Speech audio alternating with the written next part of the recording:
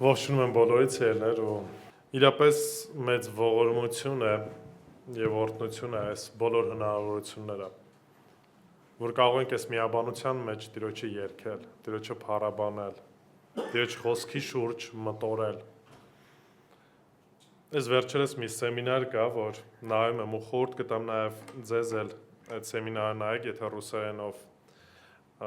ռուսերենից լավ եք։ Մի աստվածաբան կա, որ խոսում է փառաբանության մասին ու ցույց է տալիս, թե ինչպես է փառաբանությունը, ընդհանրապես փառաբանություն հասկացողությունը, կախված մեր կյանքի ողջ ընթացքի մեջ։ Այսինքն մենք պետք է Տիրոջը փառաբանենք, թե մեր աշխատանքի վայրում, թե մեր ընտանիքում, թե եկեղեցում, նաև եկեղեցու շրջանակում եւ այլն եւ այլն։ Այսինքն մեր պատկերացումը պաշտամունքի Տիրոջը փառաբանելու զուտ միայն հոգևոր երգերը չեն եւ երգեցողությունը չի։ Այն մեր ողջ կյանքի ընթացքն է, նաեւ դրա մեջ մենք տեսնում ենք նաեւ այն կերպը, ինչպես որ Տերը ինքն է ցանկանում, որ մենք պետք է իրեն պաշտենք։ Այսինքն մենք որպես եկեղեցի կանչված ենք ոչ թե այնպես ինչպես որ մենք ենք կարծում, մենք ենք տրամաբանում, նման ձևով առաջնորդվենք, այլ առաջնորդվենք այնպես, ինչպես որ Աստված ինքն է, ինչ անում, կամենում, ցանկանում։ Ինչի, որտեվ մենք ընդհանրապես ովքեր ենք, դեսպաններն ենք Տիրոջ։ Մի հետաքրքիր պատմություն կա 1870 թվականին Բրյուսիայի թագավոր Վիլհելմ առաջինը Ֆրանսիայի հետ դիվանագիտական լարվածության մեջ էր եւ պետությունները եզև ասած կանգնած էին պատերազմի շեմին։ Եվ երբ որ տեղի ունենում հանդիպում, դրանից հետո թագավորի խոսքերով այդ հանդիպման շրջանակում բավականին լավ հանդուրժողական միջավայր էր եղել։ Ճիշտ է, մի թագավորից մերժում է ստանում ֆրանսիական եզև ասած կողմը, բայց առանց վիրավորանքների կամ առանց սպառնալիքի է լինում։ Դրանից հետո Վիլհելմ առաջինը որոշում է կայացնում ուղերձ հղելու եւ այդ ուղերձը ուղարկում է Բերլին տեղեկացնելու կառավարության ղեկավարին Օտտո ֆոն Բիսմարկին եւ նշանակում է Օտտո ֆոն Բիսմարկին որպես դեսպան, որ այդ թագավորական ուղերձը պետք է ուղղեր Ֆրանսիային։ Բիսմարկը ունենալով իր ծրագրերը եւ որպես զորավար ցանկություն ունենալով եզև ասած պատերազմ սկսելու, ինչ է անում, այդ թագավորական ուղերձը որոշակի փոփոխությունների է ենթարկում։ Որոշ մեղմ արտահայտություններ, ինչ է անում, հեռացնում է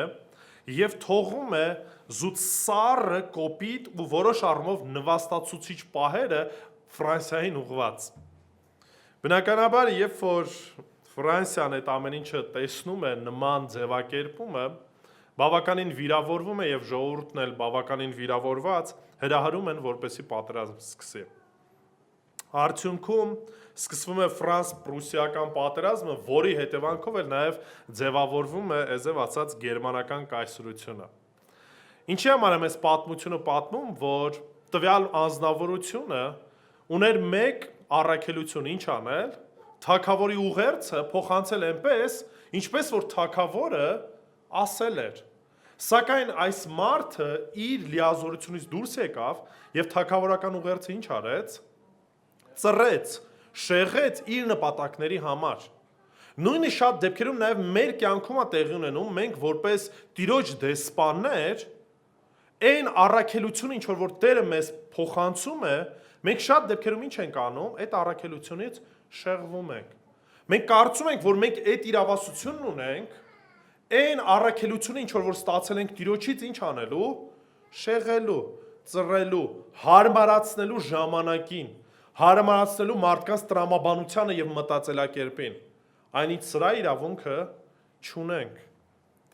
Եվ այսօր ուզում եմ խոսեմ, որ թե որն է մեր առաքելության հիմքը եւ որի վրա պետք է կառուցվի մեր առհասարակ ցանկացած ծառայություն, որը որ մենք անում ենք մեր կյանքի շրջանակում։ Որն է մեր առաքելության հիմքը։ Բացեք Մատթեոս ավետարան 10-րդ գլուխ, միասին ընթերցելու ենք 1-ից 15 համարները։ Մատթեոսի ավետարան,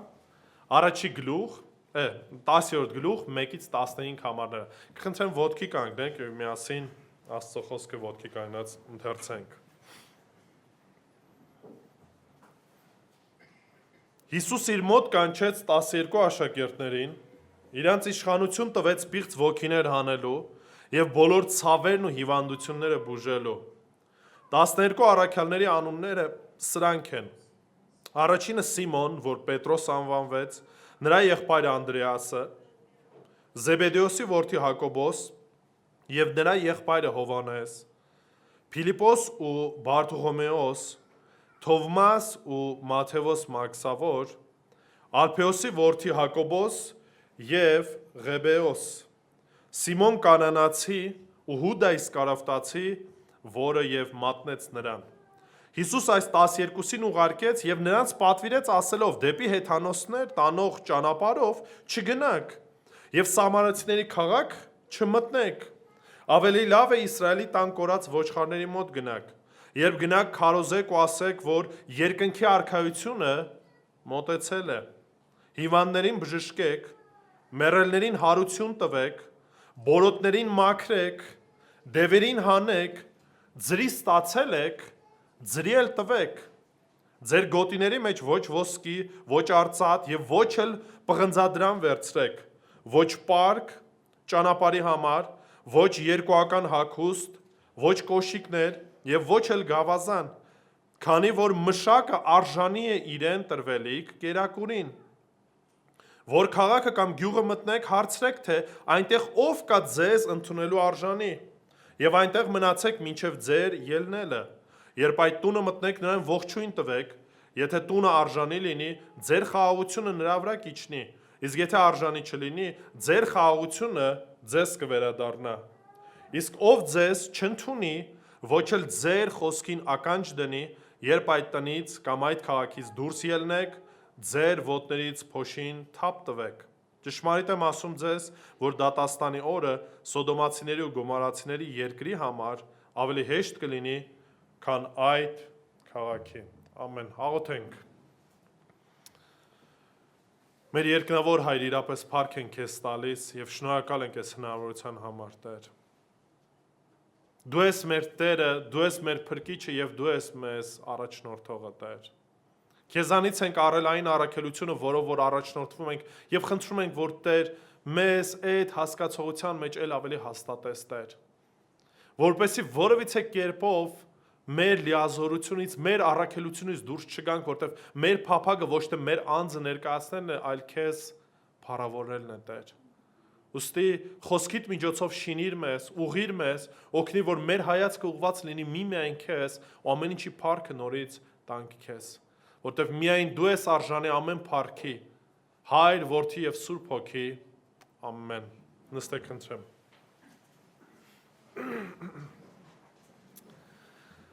Այսօր շատերը խոսում են ծառայության մասին, ծառայության մեթոդների, ռազմավարությունների, թվերի, ազդեցության, այսև ասած,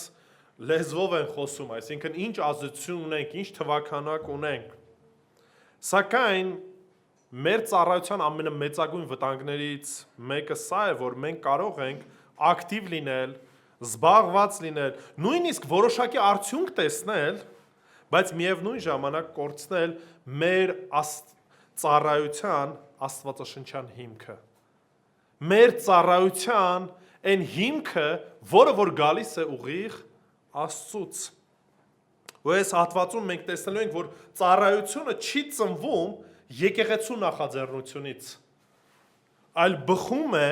Քրիստոսի ինքնիշխան կամքից։ Այն ամեն ինչ որ մենք անում ենք, այն ամեն ինչպես որ մենք ծառայում ենք, չի բխում զուտ մեր ցանկություններից, այլ բխում է Աստծո ինքնիշխան կամքից, որով որ նաև մեզ պատվիրեց, որ պետք է ինչ անենք, առաջնորդվենք։ Քրիստոս իր իշխանությամբ ինչ է անում, ուղարկում է իր ընտրածներին։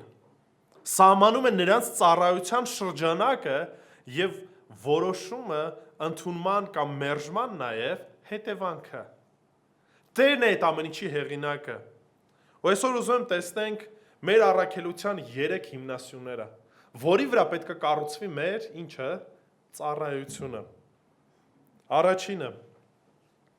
Տերն է լիազորում մեզ առաքելության,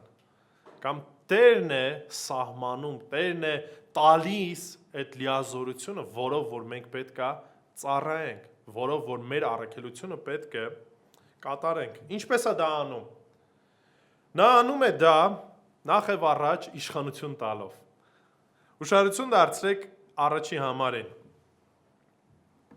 Հիսուս իր մոտ կանչեց 12 աշակերտներին, նրանց իշխանություն տվեց պիղծ ոգիներ հանելու եւ բոլոր ցավերն ու հիվանդությունները բուժելու։ Եթե հիշում եք, մենք Մատթեոսի ավետարանից խոսում ենք, որ Մատթեոս ավետարանիչի հիմնական նպատակներից մեկը սա էր, որ ցույց տար, որ Տեր Հիսուս Քրիստոս ունի ողջ իշխանությունը եւ այդ իշխանության շրջանակում է կատարում այն բոլոր ծառայությունը, ինչ որ ինքը անում էր։ Եվ այն նշանները, այն հրաշքները, որ ինքը կատարում էր, ցույց էր տալիս Հիսուս Քրիստոսի ով լինելը։ Եվ մենք տեսնում ենք, որ այն իշխանությունը, որ ինքը ուներ, այդ իշխանությունը նաև ինքը ունի իրավունք ինչ անելու, նաև տալու։ Եվ ինքը երբ որ կանչում է այդ աշակերտներին, ինչ է ասում, գրված է, որ տվեց իշխանություն անելու այն ինչ որ մինչև այդ ինքն էր անում։ Գիշեք մենք մի քանի կիրակներ խոսում ենք սրա մասին։ Եվ վերջին անգամ նաև խոսեցինք, որ Հիսուս Քրիստոսի առաքելությունը որն էր, եւ մենք որպես օրինակ պետք է վերցնենք Հիսուս Քրիստոսի ինչը օրինակը։ Եվ այն օրինակը ինչ որ ինքը ցույց տվեց աշակերտներին, հիմա արդեն նաև ինչ արեց, տվեց իշխանությունը, որպեսզի անեին այնպես, ինչպես որ ինչ որ անում էր նույն Հիսուս Քրիստոս ինքը։ Մի եղբայր հետևյալ խոսքն է ասել. քրիստոնեական ծառայության ամբողջ հեղինակությունը բխում է ոչ թե մարդու կոչումից, այլ Քրիստոսի լիազորությամբ խոսելու իրավունքից։ Երբ որ մարդիկ Ֆրանսիայում կարդացին ուղերձը կամ ստացան ուղերձը ֆոն Բիսմարկից Օտտո, իրանք չընդունեցին, որ այս մարդն է այդ խոսքը ուղում, այլ ընդունեցին որպես թագավորական ուղերձ, որը որ ուղված էր ժողովրդին։ Նույնպես եւ մենք, երբ որ մենք խոսում ենք, մենք չենք խոսում մեր անունից, որտեղ եթե մեր անունից խոսենք, մեր անունը կփառավորվեր, մեր անձը կբարձրացնենք։ Մենք չենք ներկայանում մեր անունից, մեր անձից։ Մենք ներկայանում ենք ում անունից։ Հիսուս Քրիստոսի։ Առհասարակ մտածել եք քրիստոնյա ինչ է նշանակում։ Մեկը ով որ ուղարկված է Քրիստոսից, որպես Քրիստոսի դեսպան, մեկը ով որ կատարում է ում կամքը, Քրիստոսի կամքը։ Դրա համար մենք ներկայանում ենք որպես ծառաներ, ում ծառաներ։ Հիսուս Քրիստոսի ծառան ինքն իր կամքը ունի, չէ, չունի։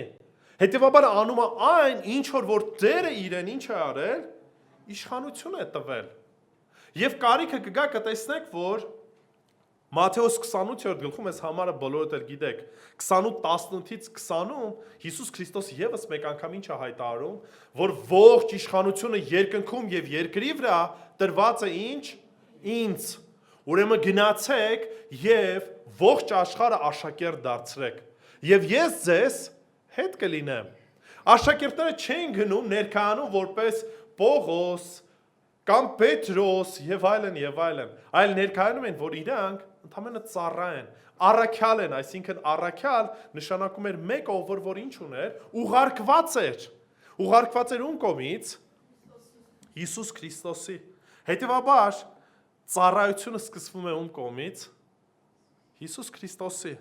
Հիսուս Քրիստոսի իշխանությամբ, ապա այն նաև կախված չէ մեր ինչերից, արժանինքներից։ Այնպես չէ, որ եթե Տերը մեզ ինչ-որ մի ծառայություն է տվել, դա մեր արժանինքներն է, մեր անունն է, որ այ դրա համար մենք այս ծառայությունն ենք անում։ Մենք ընդամենը իր ով ենք, ծառաներն ենք։ Եկեք լավ ուրիշ բառ օգտագործեմ։ Ստրուկներն ենք, որը որ հենց բնագրի մեջ օգտագործվում է որպես ստրուկ։ Ամեն անգամ երբ որ կարդում եք ծառա բառը, դա դուլոս տերմինն է, որը որ նշանակում է ստրուկ։ Եվ այն ժամանակվա մարդիկ շատ հստակ հասկանում էին ստրուկը ինչ իրավունք ունի եւ ինչ իրավունք չունի։ Եվ ստրուկը այն ամեն ինչ որ անում էր, ուներ իշխանություն ումից իր Տիրոջից։ Եվ մեր ծառայության հիմքը սա պետքա լինի։ Ինչ որ ես անում եմ, ես պետք է հասկանամ, որ այդ իշխանությունը, այդ լիազորությունը ումից ունեմ Հիսուս Քրիստոսից։ Բացի նրանից, որ Տերն է տալիս իշխանությունը, նաև այդ լիազորությունը նաև լինում է ինչով, ընտրությամբ։ Նաև Տերն է ընտրում, թե ում է լիազորում, ում է տալու այդ ինչը իշխանությունը։ Ուշադրություն դարձեք 2-ից 4 համարների մեջ մենք ինչ ենք տեսնում, 12-ի ցանկը, 12 աշակերտների ցանկը։ Երկրորդ համարը 12 առաքելների անուններն սրանք են։ Հիմա տեսեք 12 թիվը ընդհանրապես հրեաների համար պատահական թիվ չէր։ 12-ը ինչի հետ էր ասոցացվում։ 12 ցեղերի հետ։ Եվ որոշ առումով նաև դա էլ է շեշտում, որ 12 աշակերտները պետք է դատեն 12 ցեղերին եւ նոր ուխտը պետք է հաստատվեր, այսինքն այն ամեն ինչ որ Հիսուս Քրիստոս անում էր, կապված էր հին ուխտի հետ։ Կտրված չէր եւ մենք այնպես չի որ ապրում ենք կտրված 5 կտականից կամ հին ուխտից։ Այդ ամեն ինչը շարունակությունն է։ Հին ուխտի վրա սահմանվեց կամ դրվեց նոր ուխտը Տեր Հիսուս Քրիստոսով։ Ու մենք տեսնում այս ցանկի մեջ ինչպիսի մարդիկ կային։ Տեսնում ենք օրինակի համար ձկնորսներ։ Պետրոսը, Անդրեասը, Հովանեսը, նաև այդ ցանկի մեջ որպես մասնագիտության կամ տարբեր մարդ էր հենց Մաթեվոսը։ Մաթեվոսն ով էր։ Մաքսավոր էր, այսինքն կարանք ժամանակակից լեզվով ասել, չգիտեմ, հաշվապահ կամ մաքսայինի աշխատող ավելի երևի այս շրջանակում։ Բացի դրանից նաև տեսնում ենք գուցե եւ ազգային արմատական մեկին Սիմոն Կանանացի, երբ որ այս տերմինաբանությունն է օգտագործում, ռուսերեն նույնիսկ այդ զիլոտ բառն օգտագործում, այս մարդիկ որոշակի խումբ կար, շարժում կար, որոնք որ պայքարում էին հռոմեական կայսրության դեմ, որոնք որ ապստամբություններ էին բարձրացնում եւ նորից երբ որ ծայրահեղ գնում ես սենց ասած հայրենասիրության, այդ ամեն ինչը տանում է ոչ ճիշտ ճանապարհ է։ Եվ այս մարդը շատ հավանական է, որ նաև ժամանակին այդ խմբի մեջ է եղել, այսինքն ինքն էլ եղել է ժամանակին այդ ծայրահեղ արմատականների մեջ, ովքեր որ տարբեր կերպերով փորձել են հռոմեական կայսրության դեմ պայքարելու։ Բայց հիմա նայեք, Քրիստոս միտամնավոր է ընտրում տարբեր մասնագիտությունների տեր մարդկանց, որոնք որ ունեն տարբեր ուսմունք, որոշ առումով տարբեր սոցիալական կարգավիճակ։ Ինչ է կարծում, այս մարդկանց մոտ բնականոն կերպով միաբանություն կարար ստեղծվեր։ Չէ, ժողովուրդ ջան, որտեղ կա մաքսավոր եւ կա ծայրահեղ արմատական, այս ձև ասած հայրենասեր մեկը, այս մաքսավորը աշխատում է իր թշնամու հետ, այսինքն թշնամուն է մեր գումարը ճակերտավոր վերցնում ու տալիս այդ թշնամուն։ Չեն կարա իրանք որևիցե կերպով միասնություն ունենան։ Բացի դրանից, եթե մենք տեսնում ենք նույն օրինակի համար ձկնորսների, որոնք որ խորը ուսմունք չունեն եւ այլն, իրենց կյանքը կապված է այդ լճի կամ ձկնորսության հետ, նորից կարան որոշակի խնդիրներ լինեն, ինչի որտեղ տարբեր մտածալ կերպի մարդիկ են։ Բայց դեռ այս մարդկանց ընտրում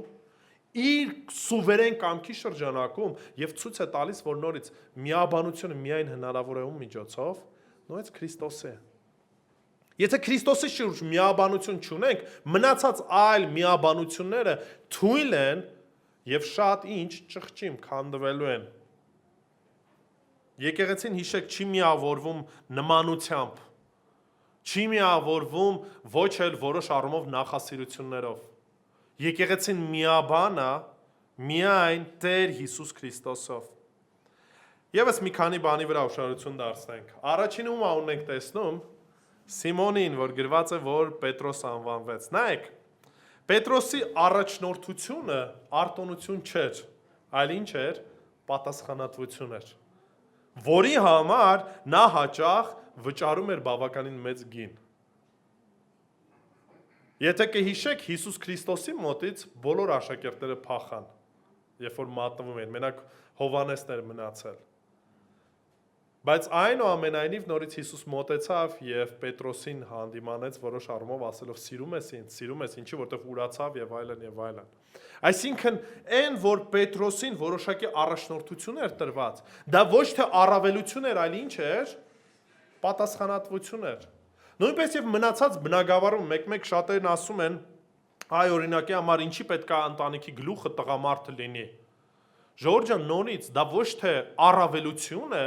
այլ դա պատասխանատվություն է, որտեղ Տիրոջ առաջ այդ մարդը նաև պատասխանատվություն է կրելու, թե ինչ ընթացքով է առաջնորդել իր ընտանիքը եւ խոսքը մենակ նյութականի մասին չի։ Նյութականը դրա մեջ է մտնում, այսինքն ապահովությունը ընտանիքի, բայց դրանից առավել բաներ կան։ Հոգևոր առաջնորդությունը, էմոցիոնալ այդ առաջնորդությունը, նաև նյութականը, ու այս ամեն ինչի շրջանակում ամուսինը պատասխանատվություն է կրելու ում առաջ, Աստծո առաջ։ Մի եղբայր կա միշտ այս խոսքն ասում է, եթե կինը իրապես հասկանա, թե ինչ է նշանակում Տիրոջ առաջ պատասխանատվություն կրել, երբեք չի ձգտի այս ձև ասած ղեկավարությունը ընտանիքի իրար վրա վերցնելու։ Նույնպես եւ եկեղեցու շրջանակում նորից ժամանակակից չակերտավոր մարդկանց տրամաբանությունն ասում է, որ կինն էլ կարա առաջնորդի եկեղեցին, ինչ խնդիր կա որ։ Բայց նորից, եթե Տերն է սահմանել տղամարդուն, տղամարդկանց առաջնորդելու եկեղեցին, սա ոչ թե խոսում է նրա մասին հիերարխիկ ունենք մենք ինչ, բրգաձև, այսպես ասած, մոտեցում, որ շատ հարանվանություններ ունեն, այլ հակառակը, եկեղեցու առաջնորդները, եկեղեցու անդամների հավասար մեկն են, բայց ունեն ավելի պատասխանատվություն, քան թե այն մեկը, ով որ եկեղեցին չի առաջնորդում։ Իսկ վերջին ում ենք հանդիպում այս 12-ի մեջ, Հուդա Իսկարիովտացին։ Գիտեք, ինչումն է հարցը։ Հուդան իրական ծառայության մեջ տենց էլ վերստին ծնունդ չունեցավ։ Ու գիտեք, սարսափելի ճշմարտությունն ինչ էր։ Հուդան ստացավ այդ իշխանությունը նորից Տիրոջից։ Քարոզել է հիվանդների բժշկություն, տեսել է բժշկություն, գուցե նաև ինքն է մասնակցել բժշկությանը, երբ որ ուղարկվել է, դևեր է դուրս հանել, ականատես է եղել, թե Տերն ինչքան հրաշքներ է արել, բայց միևնույն ժամանակ մնացել է ինչ, անհավատ։ Հովանու 6:70-ում Հիսուս Քրիստոս հետևյալ խոսքն է ասում։ Հովանու 6:70 Հիսուս նրանց պատասխանեց, չէ որ ես եմ ընտրել ձեզ 12-ից, սակայն ձեզանից մեկը սատանա է։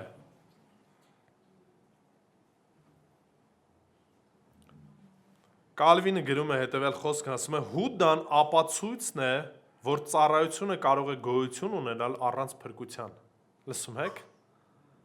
Այսինքն մարդ կարա ռեալ ծառայության մեջ լինի, չակերտավոր հրաշքներ անի, նույնիսկ բեմից քարոզի, բայց այդ մարդը վերստին ծնված չլինի եւ փրկություն չունենա։ Մեկ-մեկ խոսում են, ասում են, բենի հինը տեսեք ինչքան հրաշքներ է արել եւ այլն, ինչքան մարդիկ կան փրկվում են չակերտավոր։ Ու երբ որ գրում ենք, ասում ենք, որ այս մարդը հերետիկոս էր, մեկը գրեց, ասեց, ախր ոնց կարա ինքը լինի հերետիկոս, եթե ես իր ծառայությամբ փրկվել եմ, բայց նորից դա որևիցե նշանակություն չունի։ Տերը նույնիսկ օգտագործում է ում սատանային։ Հոբի գրքի պատմության շրջանակում մենք տեսնում ենք, որ Տերը իր փառքի ու իր ծրագրի համար օգտագործում է նաև սատանային։ Օգտագործում է նաև ում Հուդային։ Ու ինչ ծրագրի մեջ է օգտագործում վերջին հաշվին Հուդայի մատնությունը փրկություն էր դառնալու ողջ մարդկության համար։ Սա չի ազատում Հուդայի պատասխանատվությունը, ես ուզում եմ ուղղակի դուք շատ հստակ հասկանաք։ Ծառայությունը հավասար չէ փրկության կամ ծառայությունը հավասար չէ վերստին ծնունդին։ Հետևաբար հիշեք մի բան։ Տերն է լիազորում մեզ ծառայության, տալով իշխանություն եւ ընտրելով մեզ։ Եվ սա իր սուվերեն կամքն է եւ որևիցե մեկը չի կարող Տիրոջն ասել ինչու այս մեկին ընտրեցիր, այս մեկին չընտրեցիր։ Իսկ մեր ծառայությունը չի կարող լինել ինքնագովազդ, որտեղ մենք մեզ չենք ներկայացնում, ում ենք ներկայացնում Տեր Հիսուս Քրիստոսին։ Մենք պարզապես ծառաներ ենք կամ այլ տերմին օգտագործենք, ով ենք ստրուկներ ենք, ոչ թե նախաձեռնողներն ենք, ոչ թե ներկայացուցիչն ենք, ոչ թե տերն ենք։ Երկրորդ հիմնաքարը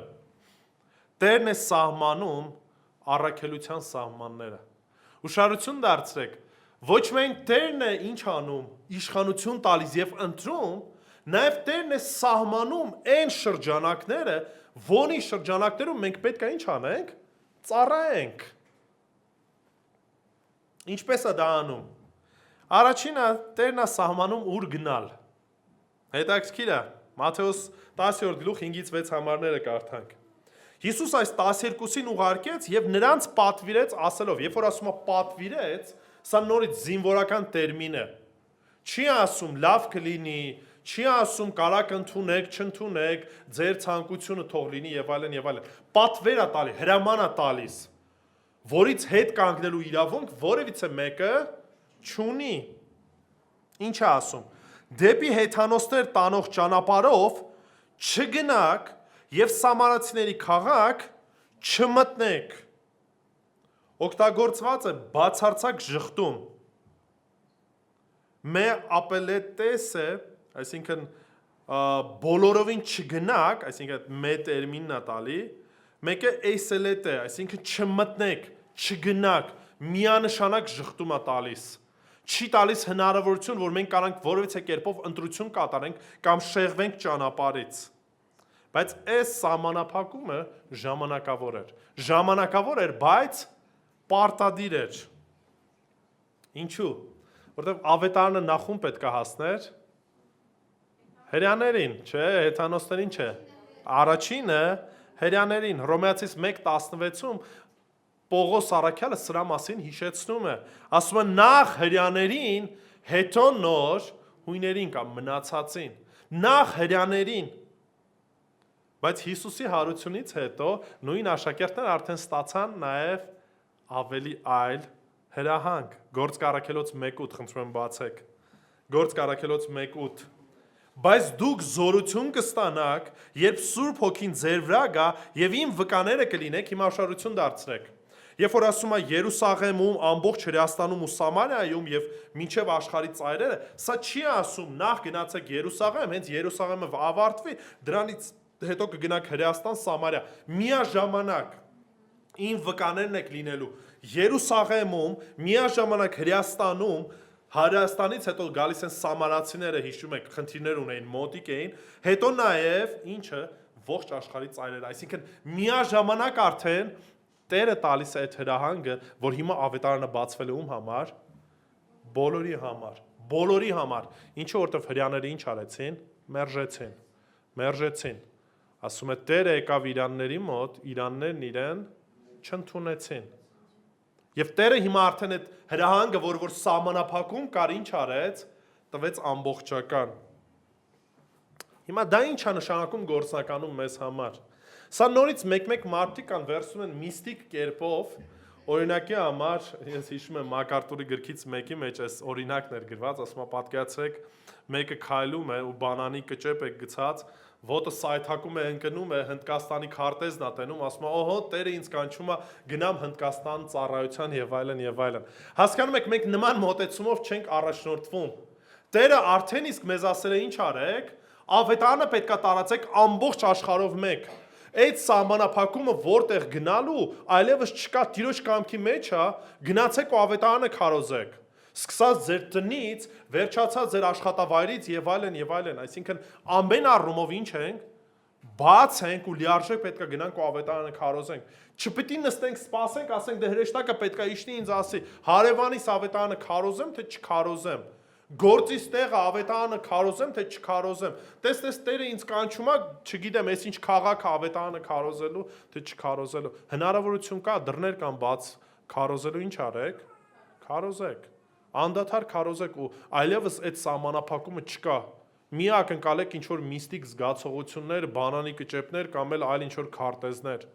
Այդպես չի Տերը գործում։ Տերն ասում է, որ ամբողջ աշխարհով մեկ իմ վկաները պետքա լինեք եւ վերջ։ Այս առումով ոչ թե ծառայության սահմանափակում կար տեղանքով, այլ նաեւ ինչով, բովանդակությամբ։ Ուշադրություն դարձեք 7-րդ համարը։ Երբ գնաք, քարոզեք ու ասեք, որ երկնքի արքայությունը մոտեցել է։ Երկնքի արքայությունը մոտեցել է։ Քարոզեք բառը նշանակում է հռչակեք կամ պաշտոնական ինչ արեք, հայտարարություն ուղարկեք։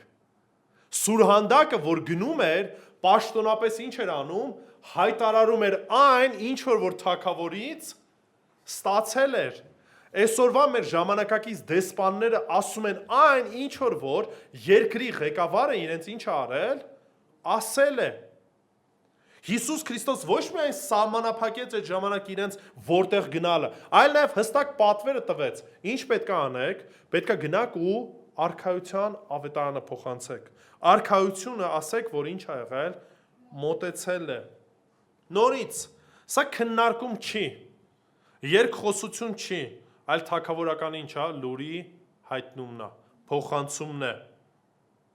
Ավետարանը բացատրությունը չէ մարդկային կարծիքների մասին։ Դե ես կարծում եմ այս ձև, մեկ ուրիշ ինչ որ մեկ այլ բան է կարծում, այլ հայտարարություն Աստծո իշխանության մասին, նրա փրկության եւ նրա ճանապարհի մասին։ Այն ենթադրությունների գիրք չէ։ Այսինքն դե կփրկվեք կամ ուրիշ գուցե ճանապարհներ կա եւ այլն, ես կարծում եմ իմ կարծիքս կարևոր չի։ Ինչ եմ ես կարծում, ինչ եմ ես տրամաբանում։ Սա չի էականը։ Մենք կանչված չենք տրամաբանություն կամ կարծիք ինչ անելու, արտահայտելու։ Այն ինչ որ հստակ է, ինչ որ Տերը տալիս է, այդ ամեն ինչը հստակ պետք է ինչ անենք, քարոզենք։ Դեսպանը իրավունք չունի խմբագրելու խոսքը։ Ինչպես որ այն մարդը արեց, ինչի մասին որ խոսում ենք։ Մենք այդ իրավունքը չունենք։ Չնայած գիտեք ինչ կա, եկեղեցիներ կա, որ այդ իրավունքը իրանց վրա վեր են առնում։ Ասում են չարժի հիմա ժամանակակից մարդու մասին, հետ խոսալ մեղքի մասին։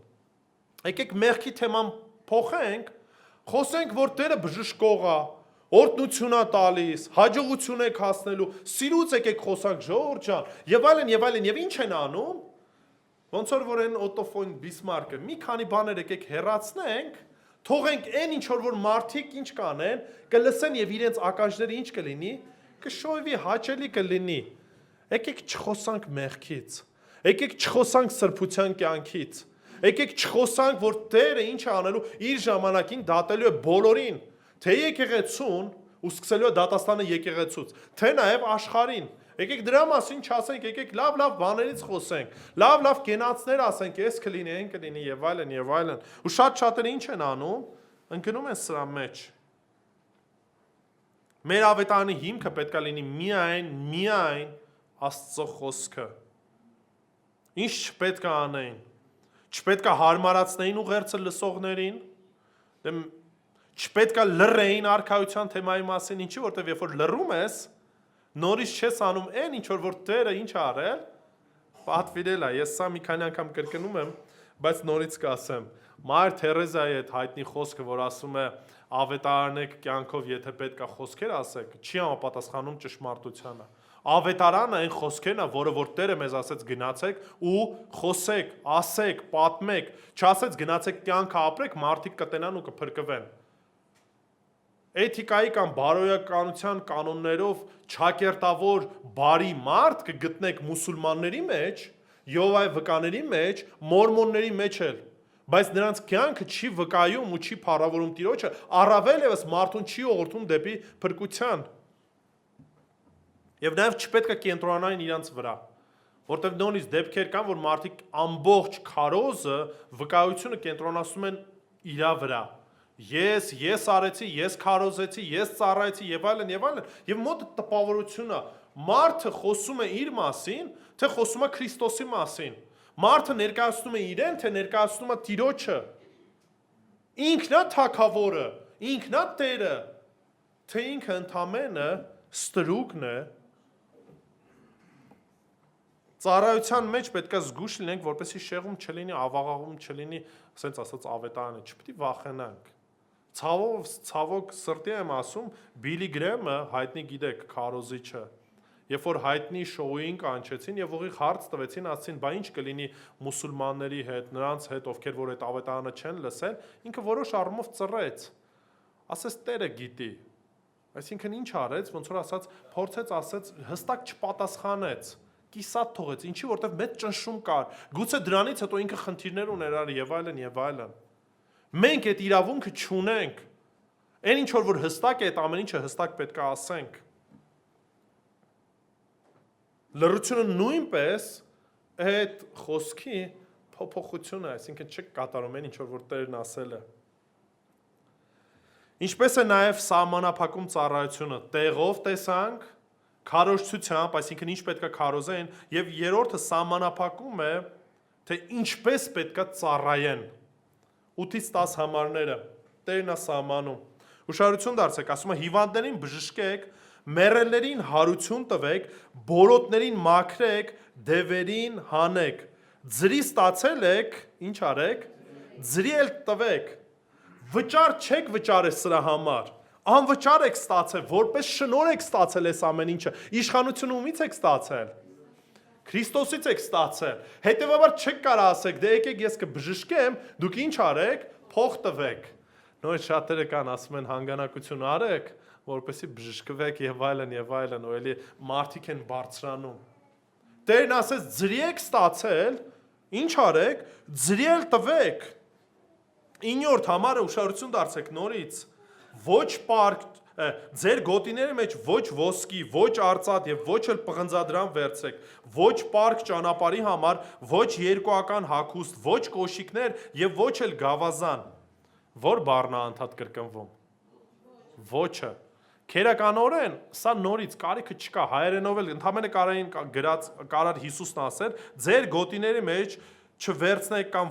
չվերցնեք ոչ ոսկի, արծաթ, պղնձադրամ եւ այլն, մեկ ոչը բավարար կլիներ, որպեսզի դրանից հետո բոլորը ժխտվեին։ Բայց Հիսուս Քրիստոս մի քանի անգամ ինչ է անում, շեշտում է եւ մանրանում է։ Հանկարծ ու հանկարծ ձեր մոտ անգամ բան էլ չլինի, միտք էլ չառաջանա, որ այս ծառայության շրջանակում դուք պետք է մարդկանց ինչ անեք, կեղեքեք։ Այսինքն մանիպուլատիվ կերպով չօգտագործեք ձեր այն դիրքը, որը որ ես ձեզ տվել եմ։ Ինչու։ Ասում է, քանի որ մշակը արժանի է ինչի, արժանի իրեն տրվելիք կերակուրի, իրեն տրվելիք այն շնորհի, որը որ գալիս է ոչ թե ձեզանից, այլ գալիս է ումից, Աստծուց։ Եփեսացիս 2:8 Շնորհքով եք փրկվել հավատի միջոցով եւ սա ձեզանից չէ, այլ Աստծո պարգևն է, նվերն է։ Եթե նվերի համար վճարեք, դա նվեր լինում է, թե չէ։ Չէ, դա արդեն նվեր չի։ Դա ինչ որ մի բան դուք առել եք։ Բայց ստեղ ասում է ինչ։ Նվեր է, պարգև է։ Մեր ծառայության կենտրոնը չպիտի լինի ոչ շահի վրա ձևավորված, ոչ էլ այնպես պետք է լինի, որ այդ շահը գերակշռի այն շնորհը, որը որ մենք Տիրոջից ստացել ենք։ Որովհետև եթե ամեն ինչ շահի մասին է խոսքը գնում, շնորհը կորցնում է այնպես ասած իր իմաստը։ Մենք դառնում ենք ուղղակի ինչ վաճառականներ։ Այն ինչ որ ստացել եմ, այս գիտությունս ինչ կանեմ, կփոխանցեմ դրա համար ինչ արեք, ինձ փող տվեք, ինձ նվերներ տվեք։ Եթե մենք շնորհքով ենք փրկվել, հետևաբար ծառայությունը շուկայական հարաբերություն չի, շուկայական տրամաբանությամբ չի։ Կվճարեք, կքարոզեմ, կվճարեք, կերքեմ, կվճարեք, կայցելեմ եւ այլն։ Երրորդը սիրելիներ, մեր հավատքի հիմքից նաև հիմնակարներից է այն, որ Տերն է սահմանում առաքելության հետևանքը։ Քանի որ մենք չենք կանչված, այսինքն մենք կանչված ենք անելու այն ինչ որ Տերն է ասել, դա մեր լուրը չէ, մեր առաքելությունը չէ, այսինքն այդ ամեն ինչը Տիրոջից է գալիս։ Հետևանքը նաև մենք չենք որոշում ինչա լինելու։ Հետևանքը նորից ով է որոշում։ Տեր Հիսուս Քրիստոս։ Եվ այդ հետևանքը պարզ է, ավետարանի ճշմարտություն ընդունողը ստանալու է ինչ։ Խաղաղություն, փրկություն։ Որ քաղաքը կամ գյուղը մտնեք, հարցրեք, թե այնտեղ ով կա ձեզ ընդունելու արժանի, ով կարար արժանի լինել։ Այն մեկը, ով որ իրապես բացում էր դուռը եւ պատրաստ էր ինչ անելու, լսելու այդ ավետարանի խոսքը։ Մինչև այդ Տերը չի բաժանում, նույնիսկ աշակերտների մեջ չի առանձնացնում, ասում է, գիտեք ինչ կա, փարիսեցիներին քարոզեք, մաքսավորներին ու մեղավորներին կամ աղքատներին չքարոզեք։ Աշակերտներն արդեն իսկ տարբեր խավի ներկայացուցիչներ էին։ Եվ ինչ է ասում, պետքա գնաք ու գնաք գյուղերն ու քաղաքները ու տեսնեք, թե ով է ձեզ ընդունելու արժանի, այսինքն այն ով որ բացելու է դուռը եւ ինչ է անելու, ձեզ ընդունելու է։ Պետք է փնտրեին, տեսնեին, ով է հյուրընկալ մեկը։ Իրանք ունեին պատվեր հрьяաները, որ պետք է հյուրընկալ լինեին։ Ոյսի նոր բան չէր։ Ով կընդուներ իրենց տիրոջ աշակերտներին, կբացեր իր դուռը, հնարավորություն կունենար ինչ անելու, այդ ավետիսը լսելու։ Խաղաղությունը ինչ անելու, լսելու։ Դրա համար ասում է, եւ այնտեղ մնացեք մինչեւ ձեր ելնելը։ Հիմա նորից կարող է աշակերտները մտնեին, տեսնեին այդքան էլ հարմար տեղ չի։ Տունը խոնավոտ է, ժողովուրդը աղքատիկ են եւ այլն, ասեն չէ, երևի այս մարդկանց չարժի։ Հիսուս Քրիստոս դա չի ասում։ Ասում է, որ գնացիք ու ինչ որ մեկը դուռը բացեց, ինչ արեք, մնացեք այնտեղ։ Մի փնտրեք ձեզ հարմար մի տեղ, կներեք սխալ ենք, եկեք գնանք ուրիշ մեկին, մեզ հարմար մեկին ավետարանը քարոզենք։ Չէ՞ որ բացես դուռը, պետքա գնաք ու մտնեք, ընդեղ լինեք, մինչև որ դուրս կգաք։ Այդ խաղաղությունը, որ խոսում ենք, զուտ զգացմունքային խաղաղություն չէ։ Այն վեր է, ասում է, ամեն մարդկային մտքից։ Այն փրկության վերաբերյալ խաղաղություն է, որտեղ այդ ավետարանի ճշմարտությունը խաղաղություն էր բերելու ում հետ, Աստծո ու տվյալ մարդու։ Հռոմեացիս 10-րդ գլուխ 10-13 համարները ասում է, քանի որ սրտով հավատում են արդարանալու համար եւ բերանով դավանում են փրկության համար, որտեղ Գիրքն ասում է ամեն ոք ով նրան հավատա չի ամաչելու։ Հրեայի եւ հունի միջև խտրություն չկա, որովհետեւ բոլորի Տերը նույնն է։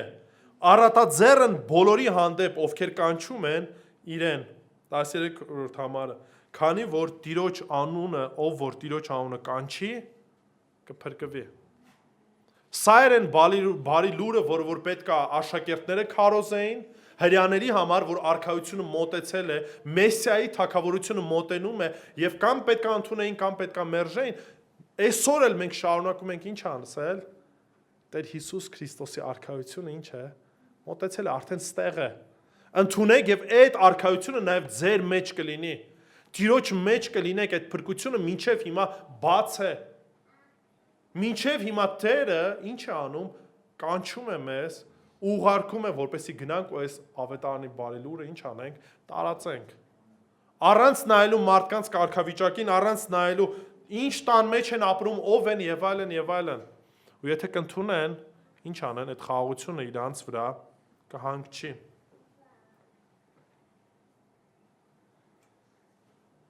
Ավետարանի քարոզը երբեք չեզոք չի լինում։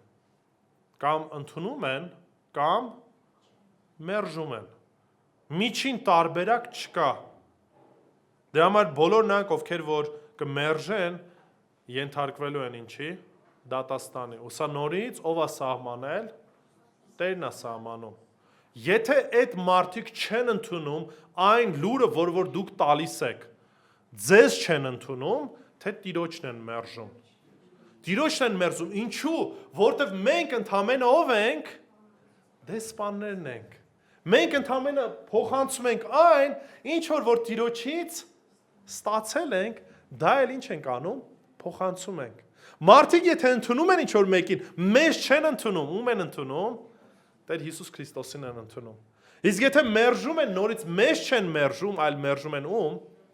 Տեր Հիսուս Քրիստոսին։ Եվ փառք Աստծուն սրա համար ժողովուրդ, որովհետև այդ դեպքում ոչ թե պետքա նեղվենք, ոչ թե պետքա ասենք, վայ, այս արեցին, այն արեցին, ժողովուրդ, սա մեր մասին չէ։ Տիրոջ մասին է եւ մեր ծառայության հիմքը սա պետքա լինի, սիրելիներ։ Եթե մեկը չի ուզում ծառայի, ինձ չի ուզում ծառայես, ինքը խնդիրը ես չեմ։ Հիմա որպես եկեղեցու հովիվ եմ ասում։ Չի ուզում ծառայի, ինձ չի ծառայելու։ Խոսքը Տիրոջը ծառայելու մասին է։ Չի ուզում ավետարանը քարոզի, խնդիրը նորից ես չեմ։ Մենք ամեն մեկս պատասխանատվություն ենք կրում Տիրոջ առաջ, ինչպես եւ դուք նույնպես եւ ես 13 համարի շարունակության մեջ ասում է. իսկ եթե արժանի չլինի, ձեր խաղաղությունը ձեզ կվերադառնա։ Իսկ ով ձեզ չընդունի ու ոչ էլ ձեր խոսքին ականջ դնի, երբ այդ տնից կամ քաղաքից դուրս ելնեք, ձեր ոտքերից փոշին թափ տվեք։ Այդ թափ տվեքը բավականին սենց ասած ցուցադրական պետք է լիներ, ուժեղ լիներ։ Այսինքն արդեն իսկ ինչ էին դրանով հայտարարում դատաստան։ Այս ձև ասած Պողոս Արաքյալներն ասում, մեղքը ձեր վիզը, մենք էլ ենք ամ այդ արտահայտությունն ասում։ Այս ձև ասած այն ինչ որ կատարվեց, պատասխանատվությունը ձերն է լինելու։ Եվ այս փոշիների թափ տալը ցուցադրական դատաստանի մասին էր, ինչ անելու, զգուշացնելու, ցույց տալու։ Այս խոսքը ոչ թե հիպերբոլա է, այսինքն շարունակության մեջ, երբ որ ասում է Սոդոմի ու Գոմորից ավելի վատ կլինի, այսինքն ծայրահեղություն չի, այլ սթափեցնող ինչ է, դատավճիռը։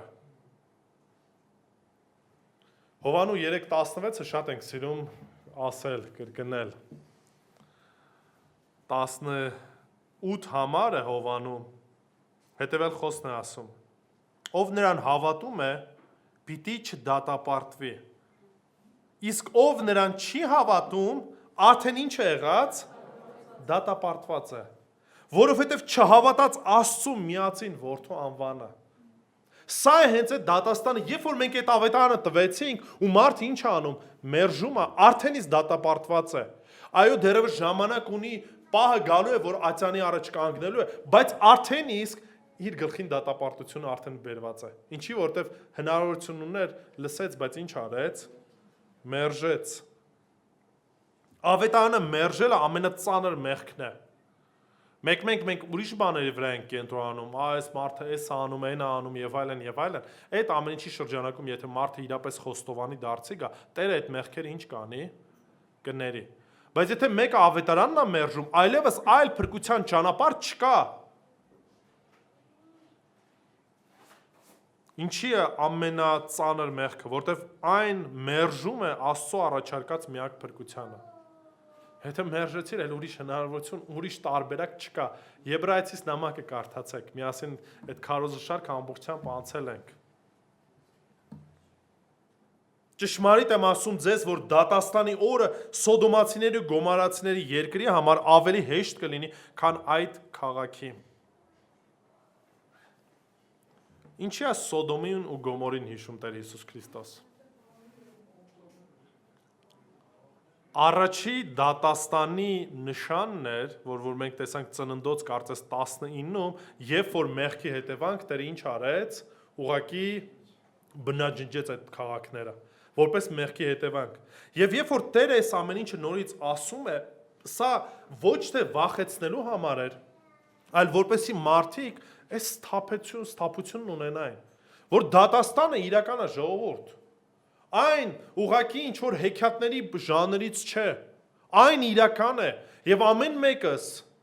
սկսած մեզանից որպես եկեղեցի եւ բոլոր մարդկանցով, բոլորն էլ կանգնելու են Տիրոջ ատյանի առաջ, բոլորը անխտիր։ Չի աշխատելու են տրամաբանությունը, կոպիտ ասած գլուխս ավազի տակ է, արևը չեմ տեսնում, ուրեմն արև չկա։ Չի աշխատելու դա։ Այդ ամեն ինչը իրական է եւ մենք բոլորս պատասխան ենք տալու։ Եբրայեցիս 9:27 Եվ ինչպես որ մարդկանց համար սահմանված է մեկ անգամ մեռնել, բոլոր մարդիկ մեռնում են, չէ՞, ով է սահմանել, Տերն է սահմանել։ Եվ դրանից հետո դատաստան։ Այլ բան չկա, այլ տարբերակ չի տալիս Տերը։ Չի ասում կարող է դատաստան լինի, կարող է չլինի, գուցե եւ այլն, նման բան չի ասում, Տերը հստակ սահմանում է։ Սահմանված է մեկ անգամ մեռնել եւ դրանից հետո դատաստանը։ Դատաստանը լինելու անկախ նրանից ընդունում ենք, թե ոչ։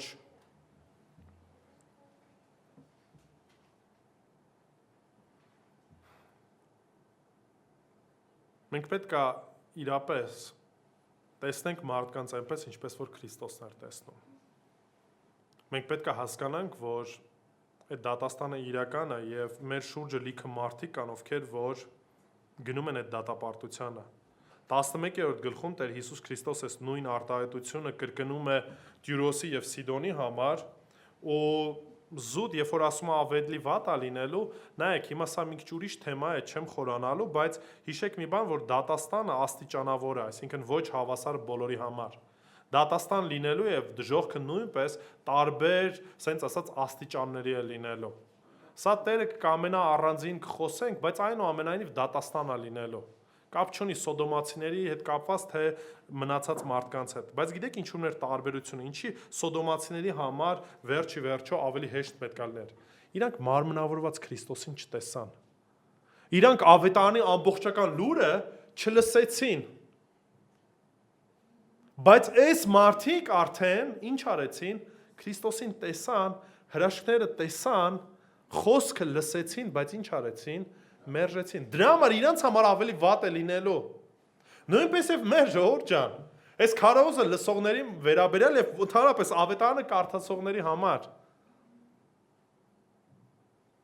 Դրա համար է Պողոս Արաքյալն ասում, որ շատ ուսուցիչներ մի եղեք եւ այլն, որտեվ ինչով որ ցենց ասած սովորացնեք, դրանով էլ դատվելու եք։ Ինչ որ քարոզում եք, ինչ որ ասում եք, պետք է հասկանաք, որ առաջնային նաեւ մեզ է վերաբերվում։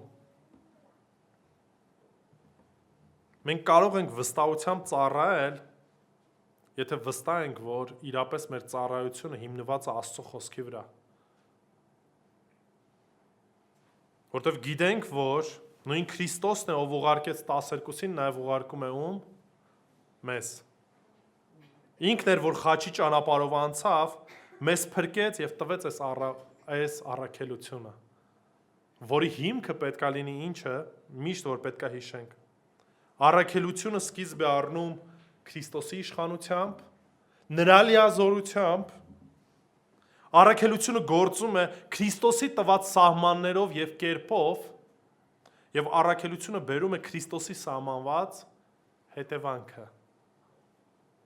Եվ մենք որպես ուղղակի ծառաներ պետք է սպասենք մեկ բանի։ Եթե հնազանդ եղանք, մեր ծառայության հիմքը եղավ այն ինչ որ Տերն է ասել, կլսենք ապրես բարի ու հավատարիմ ծառա արտահայտությունը։ Իսկ եթե ոչ, գուցե հնչի նաեւ, որ չար ծառա, ինչու չլսեցիր կամ չարեցիր այն ինչ որ ասել էի կամ պատվիրել էի։ Ուղղակի աղոթքը սա կլինի, որ մի քիչ ավելի ուշադիր լինենք մեր ծառայության շրջանակում եւ խնդրենք Տիրոջը, որպեսզի մեր ընթացքը շիտակ լինի իր առաջ։ Որտեւ սա կարեւոր է, սա մեր մասին չի ժողովուրդ։ Մենք ընդամենը Տիրոջ ծառաներն ենք։ Ունենք առաքելություն իրանից, որ պետք է լիարժեք կերպով կատարենք։ Ու նորից այս ամեն ինչի շրջանակում նոր այդ դեպքում ողջ փառքը ուղղված կլինի ում միայն Տեր Հիսուս Քրիստոսին։ Տերը օրհնի բոլորիդ աղոթքով վերջացնենք։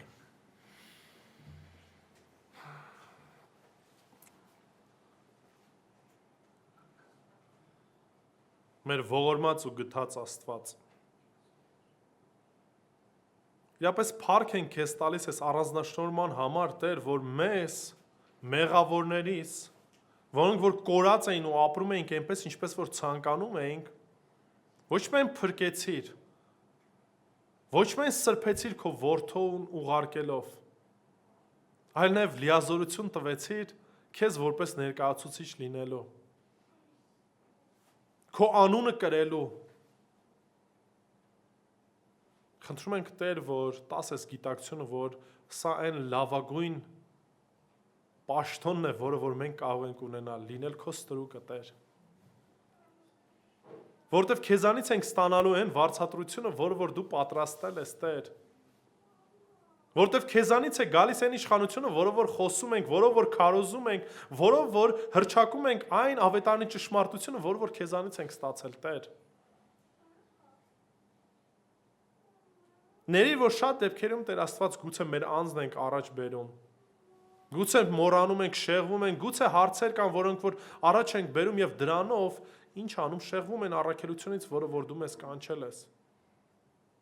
Օգնի, որ մենք լիարժեք հասկանանք մի բան, որ Տեր, ողջ իշխանությունն ու ընտրությունը քեզանից է, Տեր։ Ուստի նորից ողջ փառքը պետք է ուղղենք քեզ։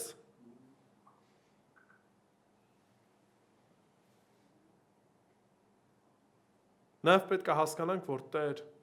դու ունես քո ցանկությունը, թե ինչպես պետք է ծառայենք, ինչ պետք է քարոզենք եւ ինչ պետք է խոսենք։ Եվ սրա մեջ նորից ազատություն չունենք եւ փառք Աստծո Տեր դրա համար։ Որտեւ գիտենք թե ինչպես քեզ հաճելի լինենք, Տեր։ Մութ չես պահել սա մեզ համար։ Գիտենք թե ինչպես պետք է վարվենք, որն ես ընդունում եւ որն ես մերժում, որն է քեզ համար ընդունելի պաշտամունքն ու փառաբանությունը, ընդունելի ծառայությունը, Տեր։ Բայց նորից շատ դեպքերում մենք մեր անձն ենք բարձրացնում եւ մեր մտածածով ենք փորձում անել։ Կարծում ենք, որ մեր միտքը, մեր տրամաբանությունը գուցե ավելի իմաստուն կլինի, այնինչ դրանով խաբվում ենք, Տեր։ Օգնի, որ մեր ծառայության հիմքը, մեր ծառայության փիլիսոփայությունը ամեն բան բխի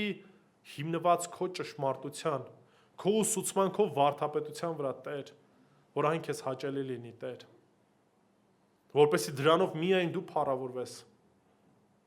Նաև ով Տեր գիտենք այն սպասելիքը, որ նորից դու ես սահմանել դատաստան բոլոր մարդկանց համար։ Նրանք, ովքեր որ կընդունեն քեզ փրկություն, նրանք, ովքեր որ կմերժեն հավիտյան դատաստան։ Ուստի աղոթում եմ, Տեր, որ այցելես այստեղ գտնվող ամեն մեկից, Տեր, որ եթե իրապես քո առաջ չենք խոնարհվել, եթե իրապես դեռևս չենք դավանել քեզ որպես մեր Տեր ու Փրկիչ, եթե իրապես այդ փրկությունը դեռևս չունենք, մեզ ներես, ողորմես, սրբես ու քեզ զավակ դարձնես, Տեր, որտեվ դատաստանն անխուսափելի եւ դեռ ժամանակն էլ չգիտենք, Տեր։ Բայց ամեն ինչի մեջ նորից ու նորից թող որ միայն փառավորվի Հայրը, Որդին եւ Սուրբ Հոգին։ Հավիտյանս հավիտենից։ Ամեն։